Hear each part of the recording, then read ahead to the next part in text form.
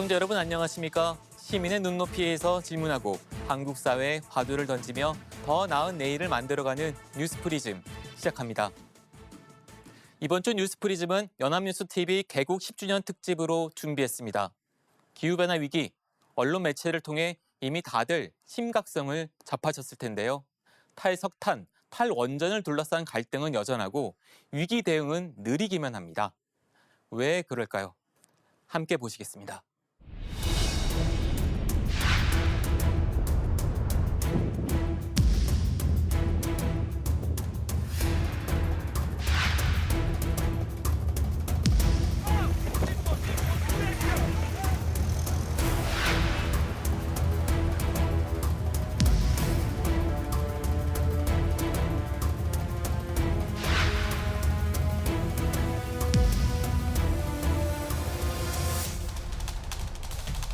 Ms. Patricia Espinosa, UNF.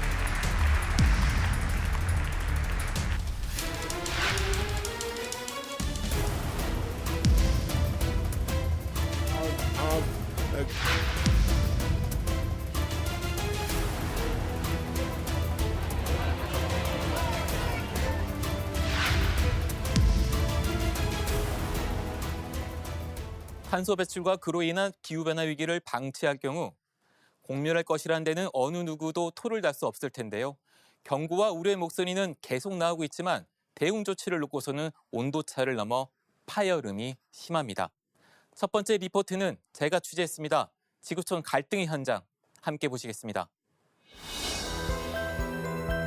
이상 폭염과 한파 등 과거엔 좀처럼 보기 힘들었던 기후재앙이 인류의 생명을 위협하고 있습니다.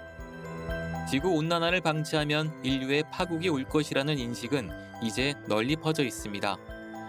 그러나 바다에 잠겨가는 섬나라 투발루, 그리고 터전을 잃어가는 북극곰의 이야기는 여전히 텔레비전 속의 다큐멘터리로 인식되는 경향입니다. 나와 내 가족, 친구에게 일어날 재앙이 아니라 남의 나라나 미래 세대의 비극으로 여기다 보니 기후위기 대응을 위한 지갑 열기가 당장에 꺼려지는 것입니다. 전 지구적인 위기 대응이 더디기만 한 이유입니다. 이런 딜레마 속에서도 과감한 투자를 통해 기후위기 대응을 선도하는 국가도 있습니다. 독일은 사회적 합의를 통해 탈원전, 탈석탄화의 길을 걷고 있고 시민들은 이로 인한 전기요금의 상승을 받아들였습니다. 올라간 전기요금의 상당 부분은 재생에너지 발전을 위한 지원기금과 신기술 개발에 사용되고 있습니다. 재생에너지를 고가로 매입하는 정책이 2000년에 진보 정당의 집권 당시에 채택이 되었었습니다. 그 당시에는 야당에서 반대를 했었는데요. 이 재생에너지 확대에 따른 일자리 창출이라든지 온실가스 감축이라든지 하는 이런 효과가 크다 보니 사회적 합의가 이루어졌고 애초에 이 제도를 반대했던 메르켈 총리의 기민당 집권했던 지난 16년 동안에도 이 정책은 계속 추진되었었습니다.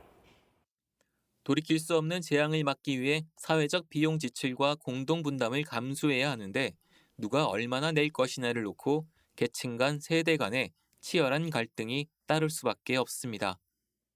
갈등 조정에 상당히 성공한 국가 사례가 독일이라면 반대인 경우도 있습니다. 2018년 프랑스 전역에서 들썩인 노란 조끼 시위입니다. 프랑스 정부는 기후변화 재원을 마련하기 위해 유류세를 인상했는데 이에 따른 반발이 폭력 사태로 이어져 사상자가 속출했습니다. 명분은 좋았지만 시민들과의 소통이 부족했습니다. 특히 파리의 높은 주택값 때문에 교외에서 시내 직장으로 자가 운전을 하는 저소득층이 최대 피해자였습니다. 기후변화 대응이라는 명분과 현실 사이에 괴리를 보여준 단적인 예입니다. 탈원전, 탈석탄화는 세계 각국에서 논란의 중심에 서왔습니다. 각국이 비용과 갈등을 최소화하면서 어디에 더 방점을 두느냐에 따라 사회적 선택도 다릅니다.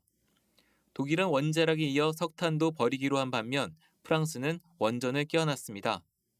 지난달 유엔 기후변화 협약 당사국 총회에서 보듯 국가 간의 합의는 더 어렵습니다. 석탄 사용의 감축 문제를 놓고 선진국과 개도국 간 갈등은 여전히 첨예합니다. 탄소 중립 문제는 이해관계나 가치관이 상충할 뿐만 아니라 기술적 이슈도 있고 또 사회적 수용성도 대단히 중요합니다. 그런 여러 가지 문제가 얽혀 있어서 풀기가 쉽지 않은데요. 그럴수록 머리를 맞대고 지혜를 모아서 함께 이 합의를 형성해서 추진해야지 위기를 기회로 만들 수가 있을 겁니다. 분명한 것은 화석연료에 덜 의존할수록 지구는 덜 병들고 친환경 첨단 기술이 발전해 새로운 경제 발전에 동력이 생길 수 있습니다. 연암스TV 이광빈입니다. 탄소 중립의 대의에 대해선 전 세계적으로 이견은 없습니다. 각국은 세부 대응안을 내놓았고 우리나라도 마찬가지입니다. 특히 우리 정부는 올해 한층 강화된 방안을 내놓으며 기후변화 선도국을 지향했습니다. 그러나 역시 목표치와 실행 방식을 놓고 사회적 갈등이 전개되고 있는데 이를 슬기롭게 헤쳐갈 수 있을까요? 장윤희 기자가 살펴봅니다. 앞이 보이지 않습니다. 재를 뿌린 듯 미세먼지로 뿌옇게 뒤덮인 세상. 대기 영향뿐 아니라 중국 등지에서 석탄을 많이 태우는 탓입니다. 중국은 탄소 감축을 위해 석탄 생산을 줄였지만 최근 전력난으로 석탄을 더 많이 캐고 있습니다. 중국이 재생에너지 비중을 빠르게 늘려가고 있지만 눈앞의 위기 앞에서 역주행하는 겁니다. 중국뿐만 아니라 각국이 기후변화 대응을 위한 목표치를 높게 잡고 있으면서도 현실 앞에선 흔들리는 모습 역시 보이기도 합니다. 우리의 경우 최근 정부는 2050년 국내 온실가스 순배출량을 0으로 만들겠다는 목표를 밝혔습니다. 탄소 중립 시나리오엔 에너지 전환, 산업, 건물, 수송 등 주요 부문별 정책 방향을 담았습니다. 석탄 발전은 사라지게 되고 그 빈자리를 재생에너지 발전이 채우게 됩니다. 그 중간 단계로서 2030년까지 2018년 배출량 대비 40%로 목표치를 높여 감축하기로 했습니다. 이 계획이 지난 10월 국무회의를 통과하면서 우리나라는 전 세계 14번째로 탄소 중립을 법제화한 국가가 됐습니다. 문재인 대통령은 국제사회에도 우리나라의 탄소 중립 의지를 알렸습니다. 짧은 기간 가파르게 온실가스를 감축해야 하는 매우 도전적인 과제입니다. 쉽지 않은 일이지만 한국 국민들은 바로 지금 행동할 때라고 결정했습니다. 탄소 중립 취지와 필요성에는 모두들 공감하는 분위기입니다. 지금 가장 부문별 감축 목표가 낮은 게 산업계예요. 14.5거든요. 못 피해 간다는 거예요. 세계가 바뀌고 있으니까. 더 이상 탄소를 마구 배출하는, 온실가스를 마구 배출하는, 그리고 비용을 지불하지 않고 배출하는 그런 방식의 산업 활동은 더 이상 용납이 안 되는 시대로 접어들었다는 거예요. 다만 시민단체들은 목표가 기대치보다 낮다. 산업계에선 너무 높다는 엇갈린 평가를. 화력발전업계는 일자리 우려 반응을 보이며 필연적인 갈등을 노출하고 있습니다. 정부는 이러한 의견을 수렴해 이르면 이달 세부 시나리오를 발표합니다. 무르익는 대선 정부, 차기 정부에서도 탄소 중립은 피할 수 없는 과제인 것은 분명해 보입니다. 하지만 역시 목표치와 방법론을 놓고 충돌이 벌어집니다. 더불어민주당 이재명 후보는 탄소세를 부과하고 기후에너지부를 만들어 탄소 중립 목표를 10년 당기겠다고 밝혔습니다. 국민의힘 윤석열 후보는 현 정부의 탈원전 정책을 비판하며 오히려 미래형 원전을 적극 만들겠다고 밝혔습니다. 정의당 심상정 후보는 온실가스 감축 목표를 더 높여야 한다고, 국민의당 안철수 후보는 원전 없는 탄소 중립은 허구라며 현 정책에 각을 세웠습니다. 올겨울 추위를 넘기려면 석탄을 태워야 할 수 있습니다. 기후 위기를 생각하면 당장의 추위는 조금은 견뎌야 할지 모릅니다. 이러한 고민은 과연 모순일까요? 현 정권과 다음 정권의 슬기로운 정책 배턴 터치도 필요해 보입니다. 연합뉴스TV 장윤희입니다. 이상기후 현상이 전 세계를 점점 더 위협하자 세계 각국은 한 목소리로 공동 대응을 외치고 있는데요. 구호보다는 실천이 중요합니다. 기후변화에 대처하고 탄소 중립을 이루기 위한 국제사회의 움직임을 런던의 최윤정 특파원이 취재했습니다. 지난 20년간 지구 평균 온도는 산업화 이전 대비 1도가 높아졌습니다. 연평균 해수면 상승폭은 1993년부터 2002년까지 2.1mm였는데 2013년부터 올해까지는 4.4mm로 배 넘게 뛰어올랐습니다. 탄소 배출에 따른 지구 온난화 영향입니다. 특히 올해는 세계 곳곳에서 가뭄, 폭우, 폭염 등 이상기후 현상이 부쩍 심해지면서 경각심이 매우 커졌습니다. 얼마 전 영국 환경청은 앞으로 벌어질 기후변화뿐 아니라 이미 벌어지고 있는 이상기후 현상에도 대처가 필요하다는 내용의 보고서를 발표했습니다. 이런 가운데 기후해법을 찾기 위해 유엔 기후변화협약 당사국 총회 COP26이 지난달 영국 글래스고에서 열렸습니다.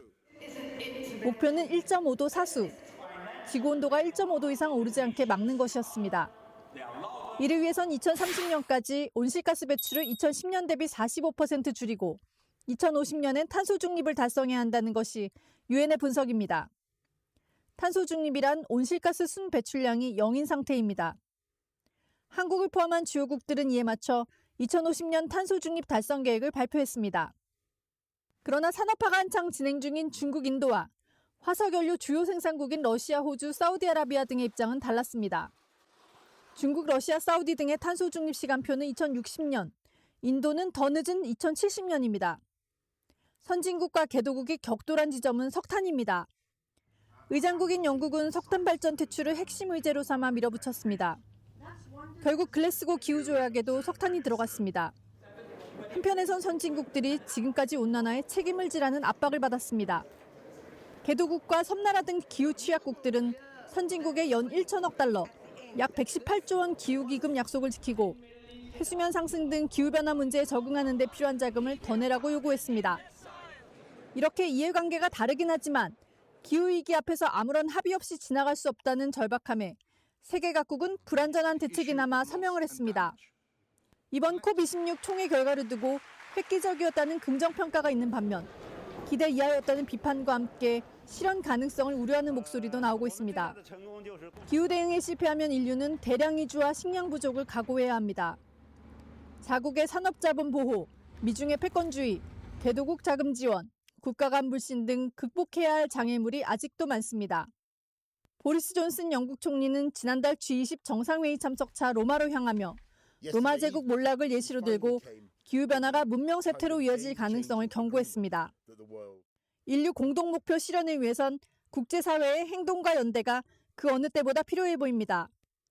런던에서 연합뉴스 최인정입니다. 탄소 중립 목표 아래 에너지, 모빌리티 분야도 움직임이 분주합니다. 특히 차세대 원전으로 주목받고 있는 소형 모듈 원전에 대한 관심은 계속 높아가는데 한계론도 벌써 제기됩니다. 여기에 전기차 시장의 성장도 갈수록 속도를 내고 있습니다. 김지수 기자입니다. 우리가 이미 2012년 세계 최초로 소형 원자로 표준 설계 인가를 받은 SMR, 스마트의 축소판 실물 모형입니다. SMR은 증기 발생기, 냉각제 펌프 등을 일체화한 출력 300MW 안팎의 소형 원전으로 기존 대형 원전과 비교하면 발전량은 작지만 상대적으로 저렴한 건설 비용과 높은 안전성으로 주목받고 있습니다. 마이크로소프트 창업자 빌 게이츠도 원전 기업 테라파워를 설립하고 오는 2024년부터 SMR 건설을 추진하는 등 탈탄소의 대안으로 보고 여러 국가들이 앞다퉈 개발 경쟁을 벌이고 있습니다. 국제원자력기구에 따르면 미국, 러시아, 중국 등 전 세계에서 71종 이상의 SMR이 개발 중으로 2035년 시장 규모가 최대 600조 원에 이를 것이란 분석도 나옵니다. 국내엔 SMR 주요 계통 성능의 종합적 검증이 가능한 전용 시험관도 이미 존재합니다. 전기가 없이 방사성 물질과 압력을 저감할 수 있는 안전 시스템입니다. 이곳은 SMR의 안정성을 검증하는 시설 규모로서는 전 세계에서 가장 큰 수준입니다. 실제 운전 환경에서 정상 출력 여부와 비상 상황에 대비한 실시간 시뮬레이션 기술도 갖춰 향후 추가 인허가에 필요한 설계를 입증할 근거 자료도 축적하고 있습니다. 우리나라에서도 이제 혁신형 SMR이라는 그 새로운 그 SMR에 대한 개발을 시작하고 있는데요. 현재 개발하고 있는 모듈화 공법이라든지 여러 가지 혁신 기술을 도입하면 기존에 가지고 있는 경쟁력을 고려했을 때 훨씬 더 경쟁력이 있는 SMR을 개발할 수 있을 거라고. 탈탄소 기조에 맞춰 내연기관차에서 전기차로의 전환도 가속화하고 있습니다. 올해 3분기까지 글로벌 전기차 판매량도 처음 연간 300만 대를 넘어섰고 한국의 전기차 판매도 전년 대비 96% 증가하며 전 세계에서 7번째로 많은 것으로 집계됐습니다. 내연기관 대비 경제적인 측면뿐만 아니라 미래지향적인 디자인, 넓은 실내 공간 활용성, 그리고 자동차 안에서 다양한 고출력 전기 제품을 사용할 수 있는 V2L 기능이 마음에 들어 구입했습니다. 원료부터 부품, 소재에 이르기까지 전 과정에서 탄소 배출량을 줄여나가면서 탄소 중립을 실현하려는 노력은 현대차, 기아뿐 아니라 볼보, 도요타, GM 등 전 세계 완성차 업체가 진행 중입니다. 충전소 등 연관된 인프라 기술도 경쟁이 치열한데 국내 현대차 그룹도 올해 안에 20개의 고속 충전소를 확보할 계획입니다. 탄소 중립 시대에 전기차에 대한 수요는 갈수록 늘어가고 있습니다. 전기차 완성차 업체가 직접 만든 이곳 충전소에서는 초고속 충전의 경우 배터리가 10%에서 80%까지 차는데 20분이 채 걸리지 않습니다. 탈탄소 시대에 맞춘 산업계의 변화와 경쟁은 앞으로도 치열하게 이어질 전망입니다. 연합뉴스TV 김지수입니다. 보셨듯이 소형 원전 기술이 발전한다면 새로운 에너지원이 될 가능성이 있는 것은 분명합니다. 프랑스는 정부 차원에서 소형 원전을 밀어붙이고 있습니다. 그러나 환경단체와 학계를 중심으로 소형 원전에 대한 비판적인 시각도 나옵니다. 출력이 대형 원전의 15%에서 30%밖에 안 되다 보니 생산 단가가 하향 추세인 재생에너지와 경제성 차이가 별반 없을 것이라는 지적이 제기됩니다. 기존 원전보다 안전하다고는 하지만 여전히 미심쩍어하는 시선을 풀지 못하고 있습니다. 이 때문에 부지 선정 과정에서 주민들의 강력한 저항에 직면할 수 있습니다. 사용 후 핵 연료 처리 문제 역시 남습니다. 세계는 체르노빌에 이어 후쿠시마 핵사고라는 참사를 경험했습니다. 지금 전 인류에게 필요한 것은 원전이 아니라 안전이라는 지적도 건너뛸 수 없습니다. 분명한 사실은 기후변화 대응을 둘러싼 논쟁이 건강하지 않고 기득권 싸움으로 시간만 끈다면 지구는 어느 순간 한계 상황에 다다를 것입니다.